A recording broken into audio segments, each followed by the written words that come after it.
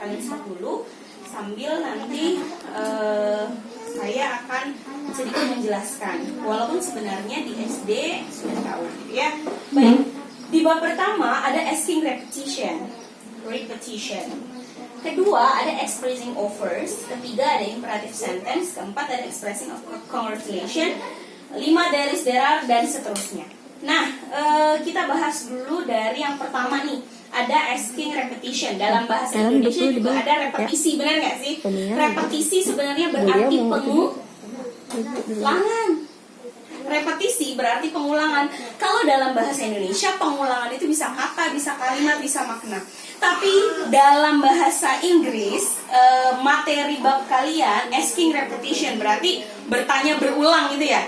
Nah ini buat hal-hal yang kondisinya seperti nggak kedengeran, butuh pengulangan. Sama ketika kalian di sekolah misalnya, apaan sih bu, misalnya gitu ya. Nah kalau di bahasa Inggris kenapa sih ini penting? Karena dalam berbahasa ada polite, unpolite, ada sopan, ada nggak sopan. Nah nanti kita bandingkan mana yang kira-kira polite, mana yang kira-kira unpolite, mana yang sopan, mana yang nggak sopan. Oke, ketika berbicara satu sama lain, kemudian ada ungkapan what, itu kan secara nggak langsung naik apaan gitu ya, sama aja seperti itu gitu ya. Pardon, can you say that again? Artinya apa nih kira-kira? Can you say that again? Oke, betul. Bisakah kamu katakan lagi? Bisa kamu ucapkan lagi? What was that? Gimana tadi? Apaan tadi? Gitu ya. What was that? Kenapa pakai was? Karena dia ngomongnya udah tadi kan. Maksudnya adalah sesuatu pengulangan yang lampau gitu ya. Kemudian nomor 6, what did you say? Apa yang kamu katakan? Gitu ya. Again please. Sorry, I can't hear you. Maaf, saya nggak dengar kamu tadi. Atau langsung ada orang yang langsung ngomong, be louder please. Lebih kerasan lagi dong. Would you mind repeat again? Bisa diulang lagi gitu ya. Sorry, but I'm not sure that I following you. Maaf, kayaknya saya tadi nggak ngikutin kamu deh gitu ya. Seolah-olah ketinggalan gitu ya. Lanjut. I'm sorry, but what did you say about? Sorry, maaf. Tapi apa sih tadi yang lagi dibicarakan gitu ya? Once again please. Satu kali lagi dong. Atau ada juga I beg your pardon. Kalau dalam makna harfiah, beg itu kan artinya memohon ya, permohonan. Tapi kalau dalam ungkapan I beg your pardon berarti dia minta pengulangan. 16. Could you repeat the part about? Bisa diulang lagi nggak bagian yang tadi? 17, I wonder if you could say that in different way. Intinya dia pengen diulangi dengan cara yang lain atau cara yang berbeda. Nah, dari semua ini saya sengaja tidak menuliskan maknanya. Saya nggak minta nulis artinya loh ya. Saya minta nulis maknanya. Nah, maknanya bisa kalian kira-kira sendiri untuk catatan kalian. Itu pertama. Silahkan ditulis sendiri nanti. Yang kedua, coba dikasih kode P dan UP. P sebagai kode polite, dan UP sebagai unpolite. Artinya mana yang kira-kira sopan, mana yang kira-kira nggak sopan. Nah, tinggal sopan nggak sopan itu dalam bahasa Inggris bukan hanya usia ya, tapi juga posisi diri. Ketika kamu bicara sama teman, sama bicara sama guru misalnya. Ya, posisi kalian lebih rendah dong sebagai students gitu. Oke, kita lanjut ke sebelah sini ada expressing offers. Offers artinya permintaan atau penawaran menurut kalian dalam konteks ini. Dalam konteks ini. Permintaan atau penawaran? May I give you a hand? Boleh nggak saya tolong? Penawaran ya. Kalau nawarin kan bisa ditolak, bisa diterima ya. Mau teh nggak? Boleh nolak nggak? Boleh dong. Nah, dalam konteks ini expressing offers adalah penawaran. Jadi boleh di accept, boleh di decline, boleh diterima, boleh ditolak. Sama aja kalau ada yang nembak kamu kan boleh diterima, boleh ditolak ya. Karena itu bentuknya penawaran gitu ya. Nah, expressing offers ada kategori accepting offers dan declining offers. Nah, offers ini tadi saya bilang penawaran bukan permintaan. Karena arti lainnya ada permintaan juga. Tapi kategori di sini adalah penawaran. Kamu menawarkan sesuatu. Saya hanya tuliskan contoh-contoh secara globalnya. tapi secara spesifiknya bisa dengan langsung dengan kategori yang kamu tawarkan. Misalnya, do you want my drink? Mau minuman saya enggak? Itu tawaran juga kan, kamu boleh nolak, boleh terima. May I give you a hand? Bukan ngasih tangan tapi ya, ngasih pertolongan. Could I offer something? Bisa nggak saya menawarkan sesuatu sama kamu, gitu ya? How about I help you with this? Gimana kalau saya bantu kamu tentang ini? Gitu. Accepting tentu positif, declining tentu negatif. Negatifnya artinya nggak mau dibantu, gitu ya? No. Contoh, no thanks, not for me, nggak. Thanks anyway. Nah, lihat, jangan terkecoh. Di sini ada thanks tapi anyway. Iya sayang. Anyway artinya sebenarnya di sini menunjukkan bahwa tapi makasih ya. Gitu. Berarti kamu nggak sih? Nggak boleh. Gitu ya. Lanjut. Don't worry, I will do it myself. Gak ada kata no, tapi dia bilang nggak usah khawatir, aku bisa ngerjain sendiri. Berarti dia nggak mau dibantu dong, gitu ya. Atau I will manage it myself. Saya bisa ngurus sendiri kok. Nggak ada kata no juga, nggak ada kata don't juga, tapi I will manage it myself. Saya bisa atur sendiri. Berarti dia menolak penawaran dari temennya, gitu ya. Oke, itu tentang expressing offers.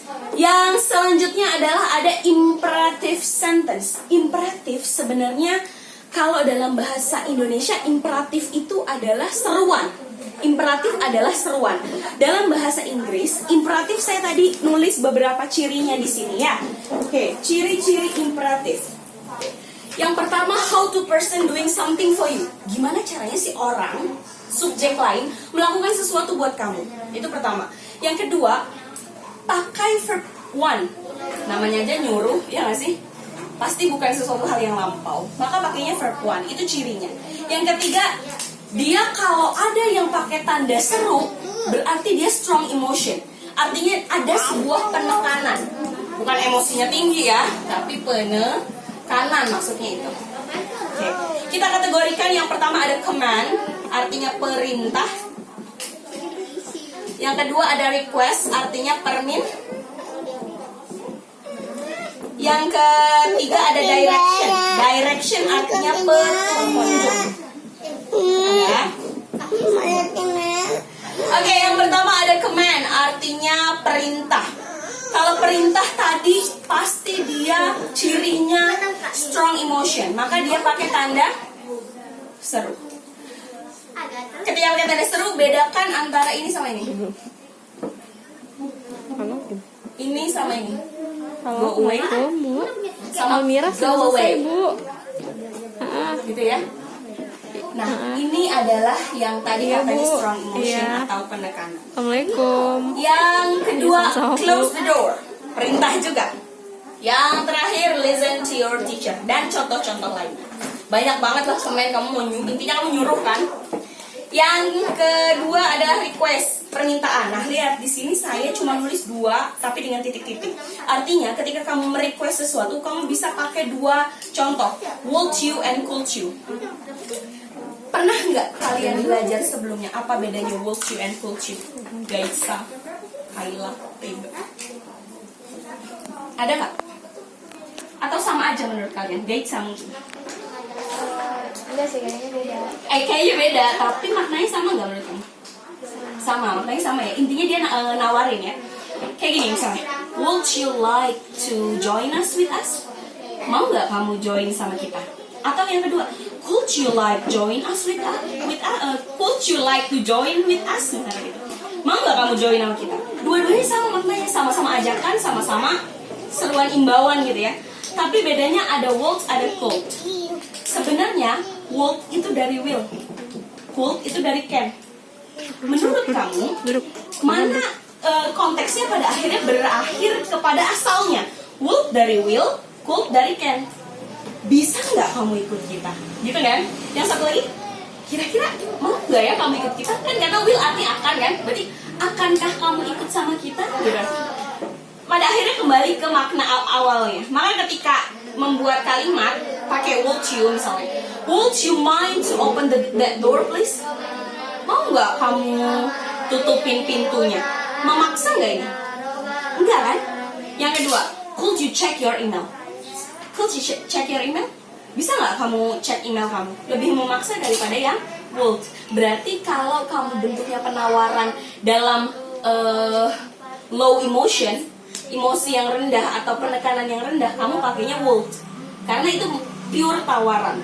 Kenapa? Karena berawal dari will. Mau, akankah kamu ikut? Akankah kamu begini-begini? Tapi kalau udah pakai could, ada unsur perintah di dalamnya, ada unsur imbauan di dalamnya. That's the notice ya. Itu notisnya. Oke, lanjut. Yang selanjutnya adalah direction. Direction kan artinya petunjuk nih. Nah, kalau kita tahu bahwa petunjuk itu munculnya nanti di prosedur tag. Tapi dalam apapun petunjuk akan muncul. Misalnya, turn left when you see roundabout. Roundabout itu kalau di jalan bunderan. Belok kiri setelah bunderan, gitu ya. Kalau lagi masak, cuci mangga, potong, kupas dulu ya. Kupas dulu, setelah itu potong. Nah, itu adalah sebuah petunjuk. Maka sesuatu yang step by step. Jadi saya boleh minta tolong pegangin sebentar. Step by step itu adalah maksudnya direction. Ini bisa apa aja nggak Bu? Bisa apa aja. Yang jelas depannya nih, kalau direction ya, yang jelas depannya adalah verb one yang merupakan petunjuk. Kayak gini misalnya. Kalau di bahasa Indonesia kalian harusnya udah belajar. Potong buah. Perintah kan ada perintah depannya. Nggak perlu pakai nada seru nak. Tapi itu sudah menunjukkan sebuah direction atau petunjuk. Paham sampai sini? Oke, yang selanjutnya adalah expression congratulate. Ekspresi atau ungkapan buat menyelamatkan apa sih? Ngasih selamat gitu ya. Nah, kenapa saya kasih happy di sini? Happy di sini bisa banyak. Ada apa aja? Yang lumrah, happy birthday gitu ya. Terus, happy birthday, happy Eid Mubarak gitu ya. Happy Eid or Lebaran Day, terus apa lagi? Apa? Happy Ramadan, Happy Independence Day.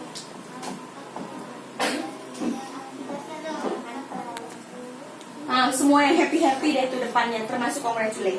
Kemudian yang selanjutnya ada yang bentuknya nggak happy-happyan, tapi dia nyelamatin juga gitu, dia memberi selamat. Misal, I would like to congratulate you. Saya mau kasih selamat buat kamu. Atau please accept my warmest congratulate. Terimalah kehangatan selamat saya gitu ya. May I congratulate you? Boleh nggak saya kasih selamat buat kamu? Atau it was great to hear about. Dia nggak ngomong congratulate sama sekali, tapi dia bilang sungguh hebat kamu. Saya dengar kamu misalnya win the contest, misalnya gitu ya. Menang di kontesnya.